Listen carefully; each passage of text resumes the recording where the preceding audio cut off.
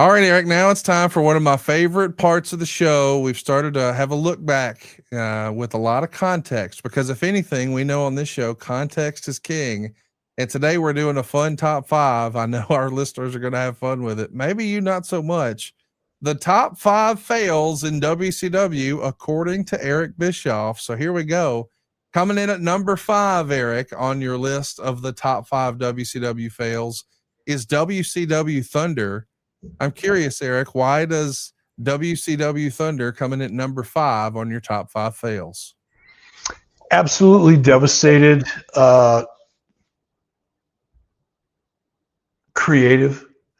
When we had to split, and same creative team, but now we've got to come up with great stories for 2 primetime shows live every week. If we would have grown into that opportunity and had time to develop the infrastructure necessary in order to deliver that show consistently, it would have been a great idea. The timing and the fact that we were forced to do it as quickly as we did had an absolutely devastating effect on Nitro. It diluted the product, it diluted the brand, it diluted our ability to tell great stories, and it overexposed our top talent. By every way measurable, it was a disaster. You know, obviously there's a lot of moving parts on this, you know, that if we had it to do over again, we would have. And I know that it created a lot of stress because it's not like you got more budget in order to do this. You were told to just figure it out and make it work. And there's a lot of things that maybe we could armchair quarterback about this. But if we made a list and we checked it twice like Santa Claus, is there an alternate universe where, with the right amount of support or whatever it may have been, is there any universe where Thunder could have been successful? Sure. Okay. Sure. Again, as I said, if somebody would have come to me and said, look, by this time next year, we want to have a primetime show and replicate the success that we've had for Nitro, we could have figured it out and we would have been ready to do it. And we could have done it. We would have done it. But that wasn't the case.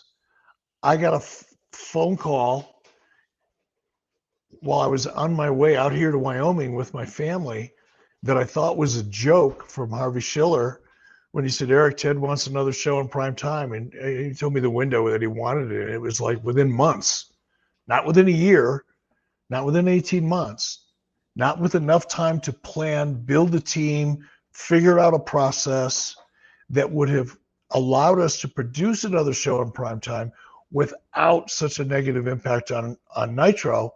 I would have been excited about it. That would have been a great opportunity. But to have to turn that around with my existing staff, by the way, not only did I not get an increase in budget, shortly after we took this on, I got my production budget cut, even though it had been previously approved the year before, even though I was outperforming all my targets. I was generating more revenue than we projected. Our ratings were higher than were projected. Everything was that we were doing, we were outperforming any measure that had been previously set for us by Turner Finance, not by me, by Turner Finance. We're outperforming those. So rather than get, wow, these guys know what they're doing, let's give them some more support. Let's help create more opportunity for them. No. It was, Eric, Ted wants this. We're not going to pay for it, so you are. And oh, by the way, in another couple of months, we're going to cut your budget. Oh, and that marketing budget you have, that's going to be gone. Oh, and by the way, I know you want to hire some people, but you can't. And if you do have to bring someone in to replace somebody that was already already staff member, you can only hire from within Turner Broadcasting. You can't bring anybody in from outside the company. Now go launch a new show. Yeah, it was not a good thing. Well, there you have it. Number 5 on Eric's list of top 5 WCW fails is WCW Thunder. Coming in at number 4, I may have mentioned this earlier, Halloween Havoc 1998. Now, I'm not really talking about the Ultimate Warrior and Hulk Hogan having perhaps Hulk Hogan's worst match of his entire career. I'm really talking about the idea that we were going to have the runtime change. So we're going to overwhelm the fans with value. We're not necessarily going to charge them anymore, but we are going to give them a little more. And we're going to have our runtime instead of being like 2 hours and 50 some odd minutes. We're going to go closer to 3 hours and 30 minutes. So 3.5 hours allegedly is what was supposed to be blocked off. But a lot of the cable companies do not get the message. And as a result, a lot of people are upset because the main event was DDP versus Goldberg. Now, remember, this is October of 98. Goldberg just became the man back in July. So he's still riding high. WCW is on top of the world here. And now we have a problem. Tell us what happened, how it happened, and how you guys tried to fix it. Well, I mean, what happened was pretty clear.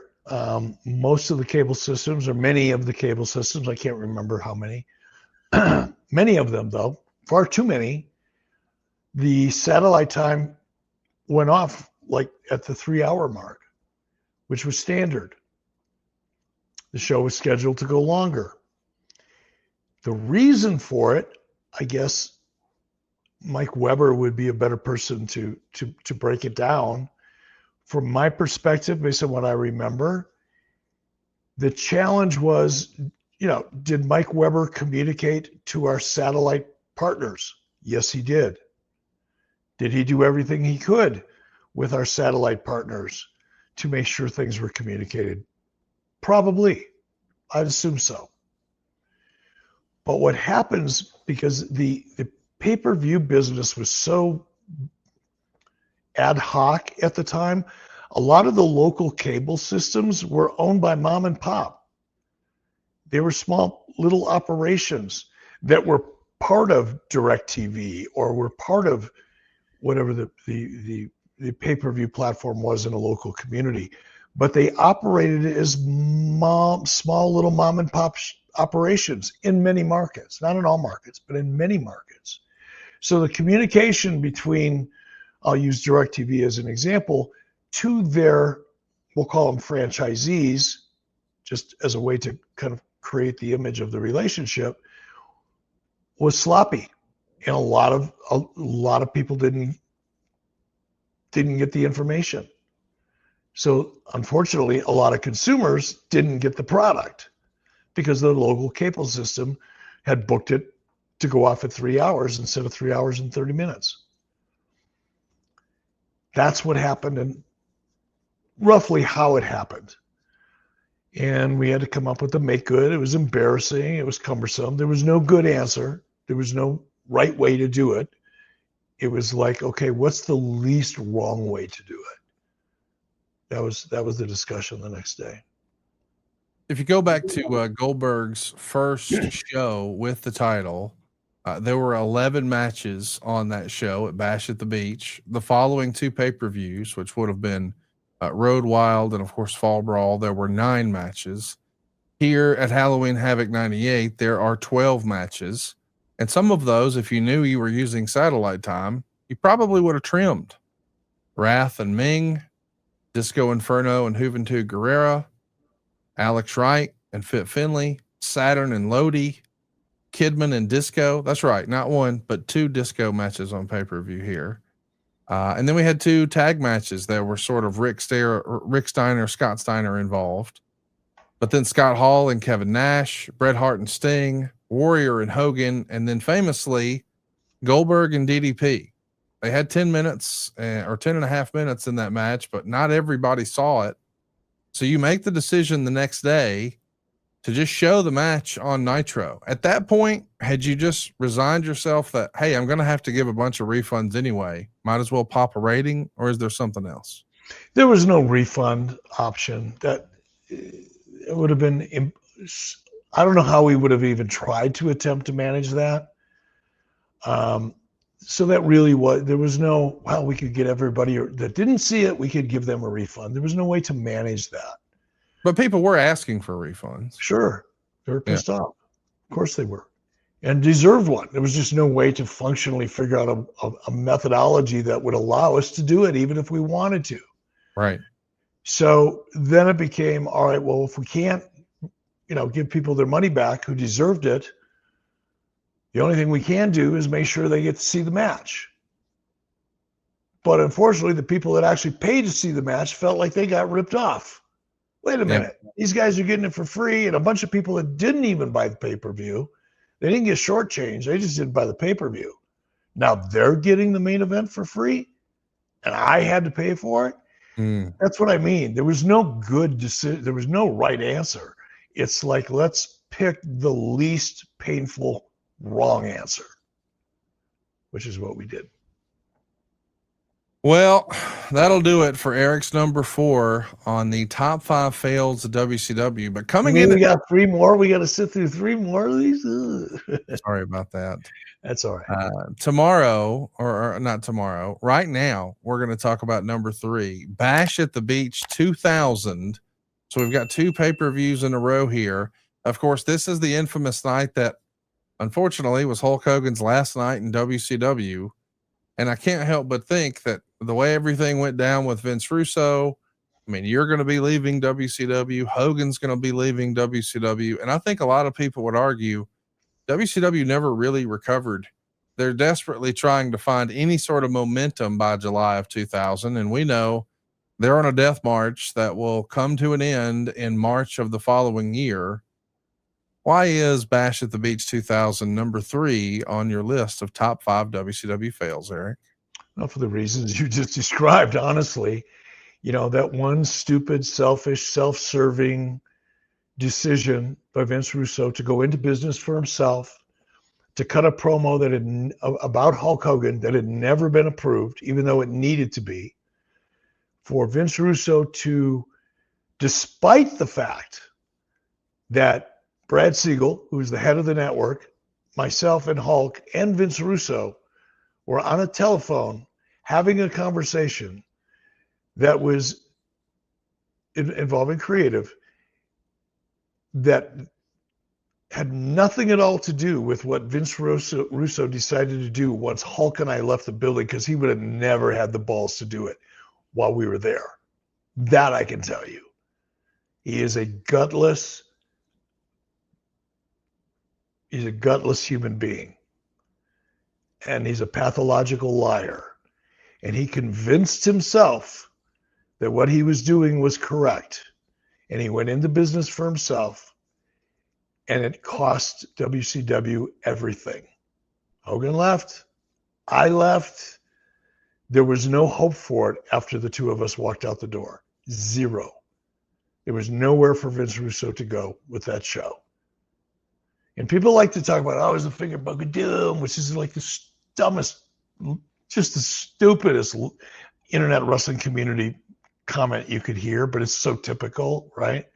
Because those people don't want to recognize that our ratings actually increased after the finger poke of doom. Our revenues increased after that period of time and did so for quite a while. But nevertheless, because they didn't like the creative, it's like, that was the beginning of the end. Look, if you losers need a beginning of the end moment to point to, this would be it. From a creative point of view, this would be it. Eric, did you ever have a chance to talk with the real life Terry Bollea about how he would have liked to have ended his WCW run? I mean, we know ultimately he never comes back to WCW. He doesn't get to finish the story.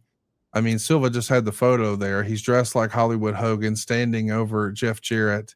And we know that there was another idea in mind, but I'm sure with all the money he made and all the fun he had, and as important as his turn was to the history of WCW, and hell, for that matter, professional wrestling, I can't help but think it was a missed opportunity that we missed a proper ending to the Hulk Hogan story in WCW. Did you guys ever, after a 6-pack of beer, even freestyle something like that?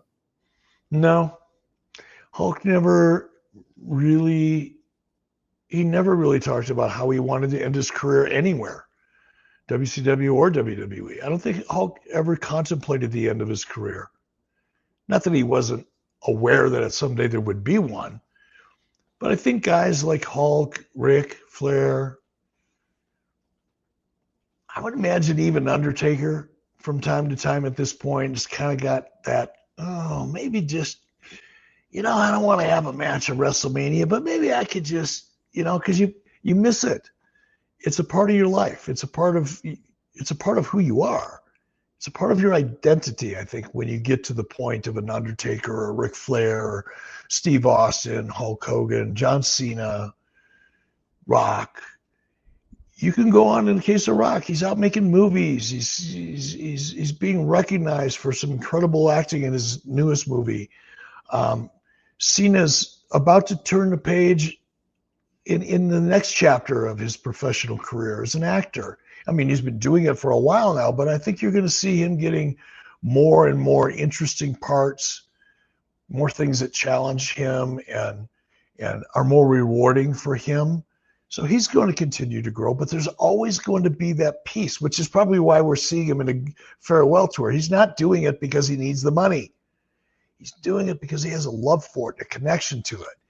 And I think when people get to that John Cena level, that Hulk Hogan level, that Undertaker level, yeah, the time's coming, but number one, you don't want to think about it. And when you get there, you start to deny it anyway.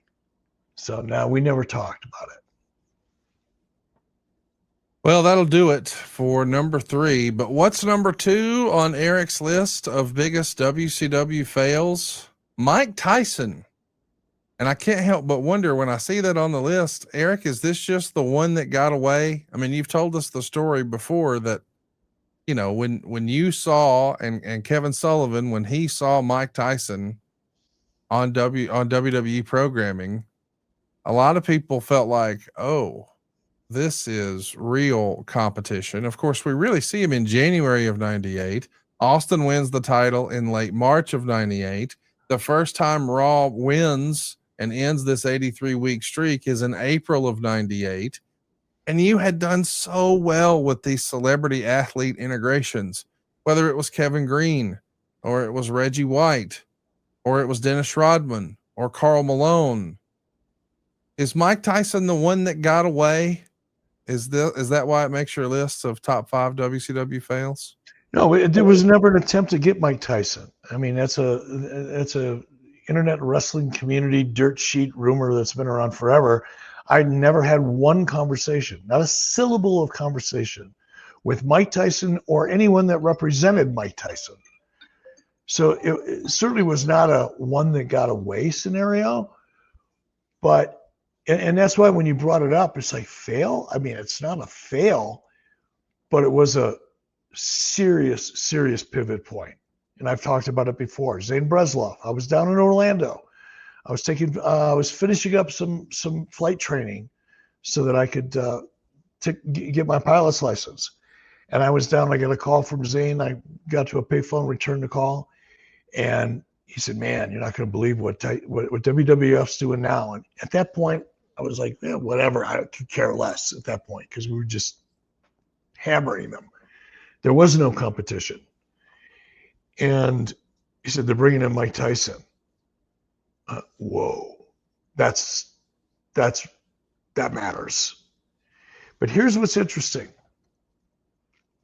I was talking to Jonathan Coachman right before we did this podcast. And he asked me, what's the one thing you're most proud of? One thing that stands out. The 2 decisions I made prior to launching Nitro was, once I do launch Nitro, I'm going to be live every week. Mm-hmm. WWF is live one show, tape one show, live tape. That was nothing new. I'm going to be live every week. And these are the 2 decisions that actually changed the wrestling business, not some bullshit internet wrestling community hyperbole where guys are giving each other participation trophies and how significant they are to the history of the business and all that bullshit. Here's 2 things that changed the history of the business and are largely responsible for the success that WWE is enjoying today. And it started right here with me. Live every week, focused on 18 to 49-year-old men, not teens and preteens. Those are the two conscious decisions that I articulated to my whole team that were the reason that Nitro succeeded.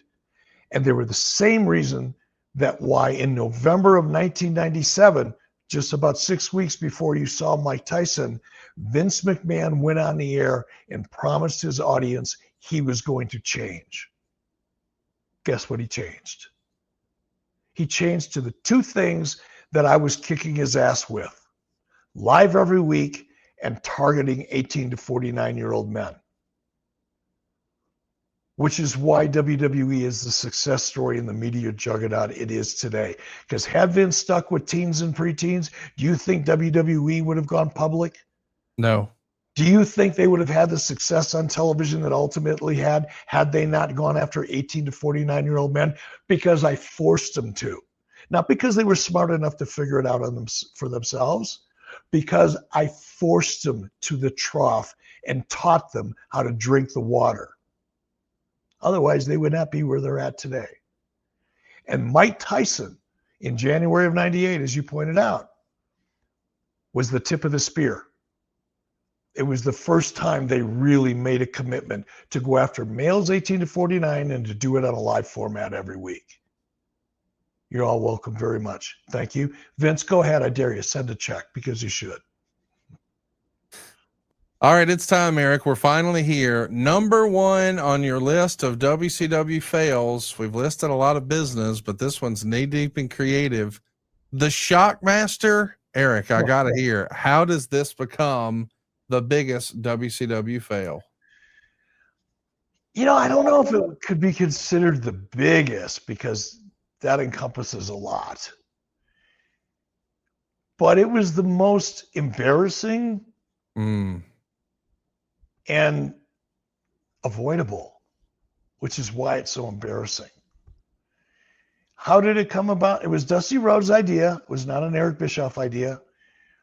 I will fall on a sword for my bad ideas, and God knows there's so many of them.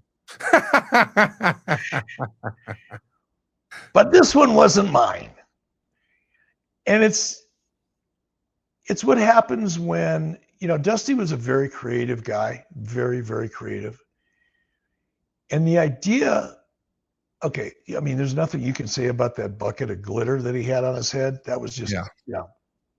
There was no scenario where that was a good idea. That was just astonishingly bad. However, if he hadn't have fallen through the wall, we wouldn't be talking about his helmet, at least not as much. But when you're on TV, that had to be live, right, Ben? And he falls through the wall, making his entrance and appearance for the very first time after this big buildup. And this whole set thing that we were doing at the time, Dusty really believed in it. He wanted to upgrade the production value of the show and wanted something a little more interesting. His thinking was correct. The execution, however, was horrible. That set should have been designed better. There should have been more of a rehearsal. Somebody should have had the balls to say, Dusty, what's with that helmet, that Star Wars glitter thing? That's got to go. Put something else on his head if you got to cover. And Fred's, I mean, he's a big guy, but he's a good-looking guy. There was no reason to put. It's not like he was an ugly human being. Some people need a hood and a mask. Some people should not go out of the house without them. But that wasn't Fred. There was some other reason behind it. I don't know what it was. Whatever it wasn't a good thought. It wasn't a good idea. But yeah, that one was not the biggest fail, but the most embarrassing fail, perhaps, is why it's number one. What was the ratio of laughter to anger when this happens? Because there had to be some pissed off and embarrassed people. And sometimes when people get embarrassed, they get mad. But other people, it was what I remember, it was very quiet. Because look, here's the truth. It was funny as fuck. Yes. I mean, it was funny. Like, you had to force yourself not to laugh. And because you were forcing yourself not to laugh, everything got real quiet initially. And then it was like, oh no, Dusty. Now, Dusty wasn't a yeller and a screamer. He didn't throw shit. He didn't intimidate people. That wasn't Dusty's thing. But nobody wanted to be around Dusty when Dusty was pissed off. He got quiet. Dangerous people get quiet. People that make a lot of noise when they piss off are generally harmless. They're trying to make you think they're pissed off. They want you to be sure that you know that they're unhappy. The really scary ones don't say much. And that was Dusty. He didn't say much. And nobody wanted to laugh. So everybody did the next best thing and just shut the hell up. And so it was it was eerily quiet for quite a while. If Silva can show that picture of him falling through the wall, all I could think was it may have been quiet in the studio, but Eric, this is what was in your mind. That was all. You know what? I just felt horrible for Dusty because I knew how this was going to land. I knew what was going to follow, and I felt so bad for Dusty and Fred. I didn't know Fred really well, but I felt bad for him too. SaveWithConrad.com. My name is Rajiv. I'm in Sacramento, California. I came to Save with Conrad because I've heard Conrad talk about how he helps people all the time save money and the best route to go for getting some mortgages and finances done. And having heard so many different testimonials in the past, it made the most sense to go this route. We were in the market for a new house and we wanted to know what we could afford. So we spoke with Steve and then Diane to get through the pre-approval process to see what we could afford. And then once we were able to understand that aspect of it, that was when we were able to shop around for a house to get a mortgage through Save with Conrad. Everybody on the team was great. Everybody really explained everything fully to where it was more in like layman's terms to where I could understand it as someone not in the business or having shopped around for houses too many times. So being able to understand every step of the process and talking with everyone on the team about that was really, really helpful. And it made me feel really confident that I was going the right route.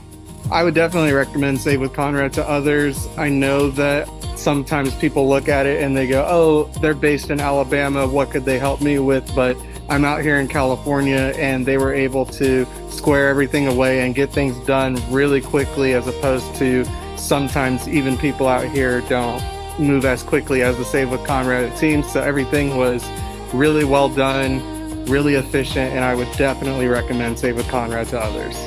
My name is Rajiv. I'm in Sacramento, California, and I was able to get into my dream home with SaveWithConrad.com. That's number 212, non-equal housing lender. SaveWithConrad.com.